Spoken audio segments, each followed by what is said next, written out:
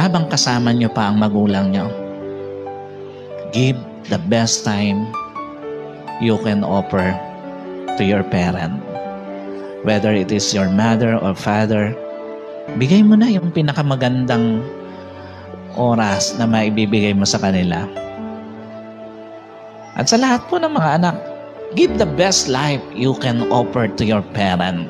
Hindi naman lahat pera kailangan ng magulang eh. Yung buhay na pwede mong ibigay, the best life you can offer to your parent, give them now. Sino po rito may mga asawa pa?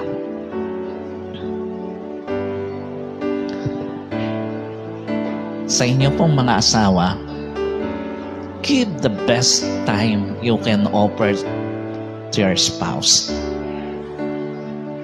Bigay mo yung maibibigay mo na pinakamagandang panahon na. Isang araw, hindi na kayo yung magkatabi eh.